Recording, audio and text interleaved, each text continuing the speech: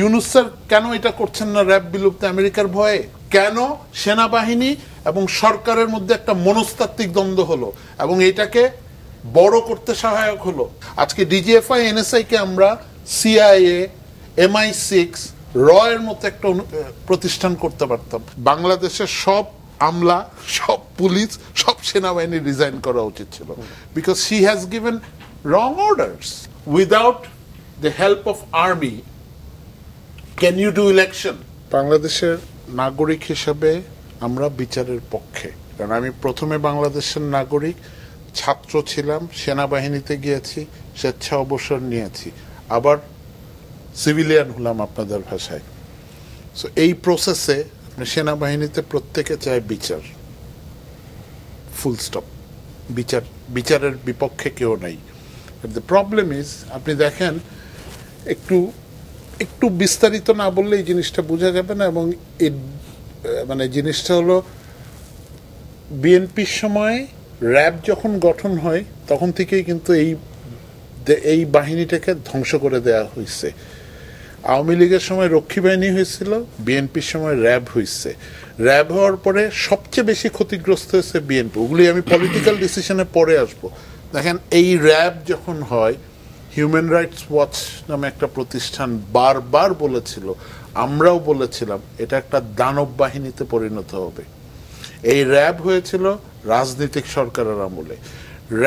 আমরা যারা সেনাবাহিনীতে বা সশস্ত্র বাহিনীতে আছি, আমরা আমাদের সৈনিকদেরকে প্রশিক্ষণ দেই বা অফিসাররা প্রশিক্ষণ পাই টু কিল মাই এনিমি। একটা নিরপরাধ লোককে খুন করার, বিচার বহির্ভূতভাবে হত্যা করার ট্রেনিং আমার নাই। আপনারা কি করলেন, আমরা কি করলাম, আপনাকে বলি না, আমরা জনগণ তো সাধারণ এখন বলবো, খুব বাহাবা দিলাম, ক্রসফায়ার, ধুমধাম। ক্রসফায়ারগুলি আসতো কার কাছ থেকে? স্বরাষ্ট্রমন্ত্রীর কাছ থেকে। সেটা লুৎফুজ্জামান বাবুর, উনি ভালো মানুষ বা খারাপ মানুষ, ওখান থেকে আসতো র্যাবে। ক্রসফায়ারগুলি হলো এই অফিসারটা, ধরেন তুষার আজকে একজন মেজর আর্মির, ডেপুটেশনে গেল হোম মিনিস্ট্রির আন্ডারে, একজন পুলিশের আন্ডারে, তার কমান্ডিং অফিসার পুলিশ, সে তো চেইন অফ কমান্ড মেনে অভ্যস্ত। সো সেই অফিসারটাকে আপনি নষ্ট করলেন, আবার সেনাবাহিনীতে নিয়ে আসলেন।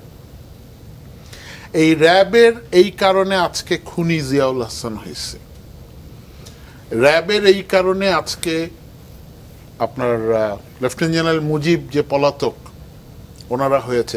আজকে সেনাবাহিনীতে এই মকারি হচ্ছে, স্টেট নিয়ে একটা মকারি হচ্ছে। সেনা আইনে, অনেকে বলে যে সেনা আইনে এটা বিচার সম্ভব না। আমি একটু আইন টাইন অল্প পারি। ম্যানুয়াল অফ বাংলাদেশ মিলিটারি লতে 3টা আইনে বিচার নাই। একটা হলো খুন, ধর্ষণ, আর একটা হলো নারী নির্যাতন। তো সেনা আইনে এটা বিচার নাই কেন? সেনা আইনটা তো সংসদে পাশ করা হয়। সেনা আইনে যদি বিচার করা হতো এদের, আমি আবার বলছি, আমি যদি গুম করে থাকি, আমি আমার ফাঁসি চাই। আমার এই স্টেটমেন্ট আর্মি অফিসাররা 99.99% বলবে, সৈনিকরা 100% বলবে। তো আমি যদি সেনা আইনে আজকে বিচার করে না হতো, আমার তো প্রভিশন ছিল এদেরকে আরেকটা ট্রায়াল, এই যে যখন এই ট্রায়ালে, এবং এই স্পিডি ট্রায়ালটা, এই ট্রায়ালটা তো আপনার ফ্যাসিস্ট হাসিনার আদালতে পরে সংশোধন করে করা হয়েছে। এখন কি করা হলো? সেনাবাহিনী, আপনি বলছেন যে সেনা আইনে করার উদ্যোগ নেওয়া উচিত ছিল। অফকোর্স সেনা আইনে আপনি দেখেন, আমি ডক্টর ইউনূস স্যারকে খুব রেসপেক্ট করি মন থেকে, আরো চাটগাইয়া, স্বজনপ্রীতি, কিন্তু ওনার কাছে আমার সবচেয়ে বড় কমপ্লেন, স্যার আপনি কেন র্যাব বিলুপ্ত করলেন না? আপনাকে তো সর্বময় ক্ষমতা দিয়ে, ম্যান্ডেট দিয়ে বাংলাদেশের জনগণ ওখানে বসাইছে। র্যাবকে এখনো কেন রেখে দিলেন স্যার? র্যাবের বিচার করতেছেন না আপনি। যারা ফ্যাসিস্ট ছিল, যারা খুনের আদেশ দিচ্ছে, তাদের বিচার না করে আপনি, ঠিক আছে এই অফিসাররা যদি অপরাধ করে থাকে, আই ডিমান্ড দেয়ার জাস্টিস, তাদের ফাঁসি হোক। আর আপনি যদি সেনাবাহিনীকে এরকম মেলাইন করেন, তাহলে সেনাবাহিনী বন্ধ করে দেন, বিলুপ্ত করে দেন, সেনা আইন বন্ধ করে দেন। আপনি সেনাবাহিনীকে পুলিশ সংস্কার করেন নাই, বারবার বলা হয়েছে, আপনার অনুষ্ঠানে কয়েকবার বলা হয়েছে, কোথায় পুলিশ সংস্কার? আমরা দেখি নাই বেনজির সাহেবের মতো পুলিশ, ডিবি হারুনের মতো পুলিশ দানব হয়ে উঠছে, কই আজকে ওদের বিচার? আমরা দেখিনি এই আমলারা সহায়তা না করলে এই বিচার এই দেশে এই অবস্থাটা হতো? Where is those Zia? তার মানে কি আই এম নট প্রোটেক্টিং এই যে আর্মি অফিসারগুলি, এই 17 জন। দেখেন চেইন অফ কমান্ডে একটা জিনিস, যেমন ডিজিএফআই এর কথা আসে, আজকে দিস ডিজিএফআই কেন পলিটিসাইজড হলো, পলিটিক্যাল উইং করা হলো কেন 111 এর পরে? DGFI is director general forces intelligence, 3 বাহিনীর ইন্টেলিজেন্স। আজকে ডিজিএফআই এনএসআই কে আমরা সিআইএ, MI6, র এর মতো একটা প্রতিষ্ঠান করতে পারতাম। আপনি ডিজিএফআই এর লাগাই দিচ্ছেন তুষারের পিছনে স্পাইং করতে, ভাইয়ের পিছনে স্পাইং করতে, এগুলির সাইজ করতে। দিস ডিজিএফআই তো আপনি তো সরকার দেয় এটার জন্য। আর আজকে আপনি পাবলিকলি সেনা অফিসারদেরকে মেলাইন করতেছেন। আমি আবার বলছি, সেনা অফিসাররা যারা, যেমন বিডিআর এর একজন অফিসার বিজিবির তানভীর গুলি করেছে, আমি চাই ওর বিচার হোক। আমি চাই কেন, সবাই চাই ওর বিচার হোক। তা আমার পুরা বাহিনীটাকে নিয়ে যে মকারি করা হচ্ছে। না, আপনার চিফ প্রসিকিউটর তাজুল ইসলাম তো বলেছেন যে এটা কোনো বাহিনীর কোনো বিষয় না, এটা হচ্ছে ব্যক্তি।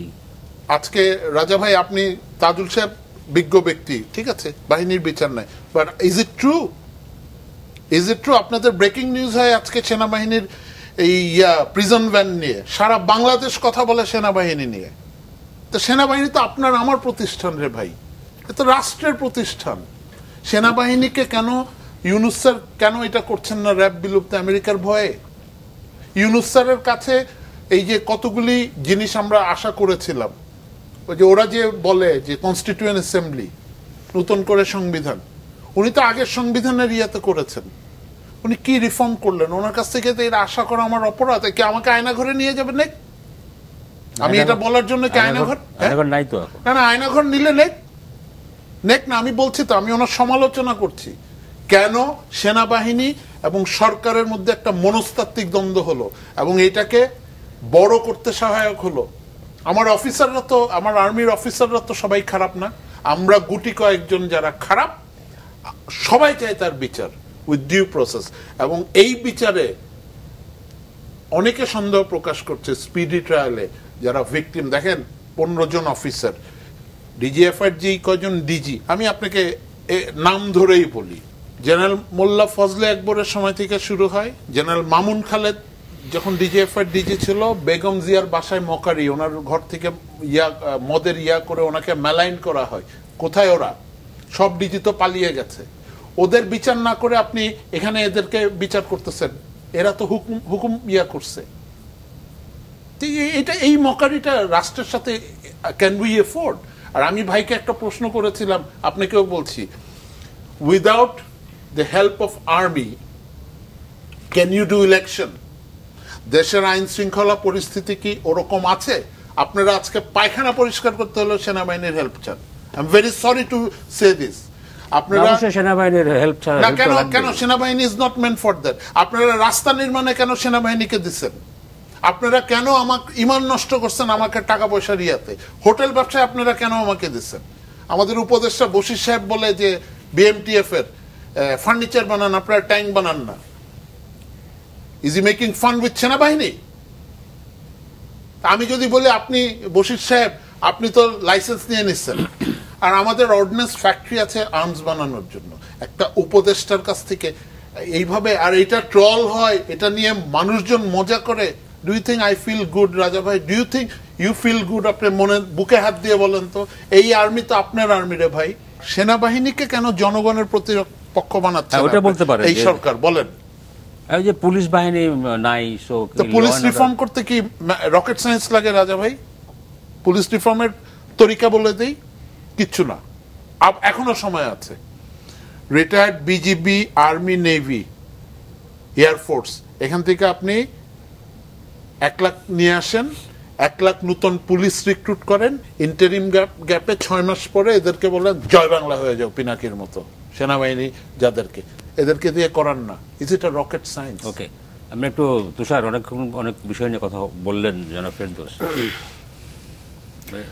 এই ইস্যুতে মানে এইটা কি গুমের ব্যাপারটা খুব সিরিয়াস। বাংলাদেশের রাজনীতিতে গুম কখনো ছিল না, তুলে নিয়ে যাওয়া, কিছু সময় জন্য আটক রাখা, সেটা। কিন্তু গুম এই শব্দ আকার এগুলো আমরা দেখেছি যখন ধরেন লাতিন আমেরিকায় সামরিক শাসন, অগণতান্ত্রিক শাসন, এগুলো আমরা এখন মানে ক্লাসিক আকারে পড়া হয়। তো বাংলাদেশের শেখ হাসিনা সেই জায়গায় বাংলাদেশকে নিয়ে গেছেন। 5 শতাধিক মানুষ মিনিমাম তাদের গুমের, এবং যে বর্ণনাগুলো আসে গুম কমিশনের রিপোর্ট আমরা যেগুলো পড়ি, এমনকি পার্শ্ববর্তী দেশে নিয়ে যাওয়া, এটা খুব সিরিয়াস এবং খুব গ্রেভ একটা ক্রাইম, যেটাকে বলা হয় যে মানবতা বিরোধী অপরাধ। এখন এই মানবতা বিরোধী অপরাধের শাস্তি হতে হবে, এটা বিচার হতে হবে। বাংলাদেশকে যে কোনো একটা মিনিমাম ডেমোক্রেটিক ইনসাফ কায়েম করতে হলে এইটাকে আপনি আনএড্রেস রাখতে পারবেন না, এটা হচ্ছে মুদ্রা কথা। কিন্তু এখন এটাকে যেটা ফেরদৌস ভাই বলছেন, যে মামা বলতেছেন, আমার প্রিয় মামা, উনিও কিন্তু আমার মামা হয়, মানে হ্যাঁ একটা মামা সম্পর্ক আছে, যাই হোক মামা মামা ডাকি। তো মানে এটাকে সেনাবাহিনী বনাম জনগণ দেখানোর পোট্রে করার চেষ্টা অনেক বেস্টার্ন ইন্টারেস্ট গ্রুপ থেকে আছে, এবং সেটা আমি বলবো যে জনগণের একাংশ এটাতে ফাঁদে যে পা দেয় নাই তা না, আবার অফিসারদের মধ্যেও অনেকে এটাকে এইভাবেই জায়গা থেকে নিয়েছে। আমি মনে করি যে এইভাবে নেওয়াটা ঠিক হবে না। এটা তো ওই যে আমার কথায় পরিষ্কার আছেন যে এটা ডেপুটেশনে যারা গেছেন, যারা বিভিন্ন গোয়েন্দা সংস্থায়, স্বরাষ্ট্র মন্ত্রণালয়ের অধীনে যারা কাজ করেছেন, তারা বেসিক্যালি এই ক্রাইমগুলোর সাথে জড়িত হয়েছেন, গুমের মতো ক্রাইমগুলোর সাথে। সেনাবাহিনী সরাসরি একটা অভিযোগের সম্ভবত নাই, মানে অ্যাজ অ্যান আর্মি। সুতরাং এটা আর্মির সাথে না ব্যাপারটা, তাদের মধ্যে কয়েকজন আর্মি ব্যাকগ্রাউন্ডের, এই হলো ইস্যু, তাই না? এখন এই যে মূল ইস্যু কি, মামাও বলতেছেন, মানে উনিও বলছেন যে বিচার হতে হবে, এটা নিয়ে কেউ সেনাবাহিনীর ভেতরেও কোনো দ্বিমত নাই, এটা বিচার হতে হবে, কারোর দ্বিমত নাই। প্রশ্নটা কোথায়, যে এটা কি সেনা আইনে নাকি ওই যেটা ট্রাইব্যুনাল সেখানে হচ্ছে। এখানে আমি যেটা সেনা আইন সম্পর্কে আমার যেটুকু জানাশোনা আছে, সেনা আইনের স্কোপ খুব লিমিটেড। এটা আপনি করতে পারবেন যদি পেশাগত দায়িত্ব পালন করার ক্ষেত্রে কোনো ক্রাইম করেন, তখনই সেনা বা সামরিক আদালতে এটা বিচারটা হবে। কিন্তু যখন আপনি জনগণের বিরুদ্ধে একটা ক্রাইম করেছেন, তখন আপনার কিন্তু ওই আইনে করার সুযোগ নাই, মানে ফৌজদারি আইনে করতে হবে। বিশেষত 3টা, হত্যা, ধর্ষণ এবং নির্যাতন, ডাকাতি, এই ধরনের যদি ক্রাইম হয়, তখন আপনাকে ফৌজদারি আইনে, আইন বিশেষজ্ঞরা বলছেন এটা কোনো বাধা নেই। এবং এটার উদাহরণ আছে, ওই যে 7 খুনের, যে নারায়ণগঞ্জে যে 7 খুন, সেই 7 খুনে যারা জড়িত তাদের মধ্যে 3 জন ছিলেন সেনা কর্মকর্তা। তাদের কিন্তু সাধারণ যে ফৌজদারি আইন, সেটাতেই তাদের বিচার হয়েছে।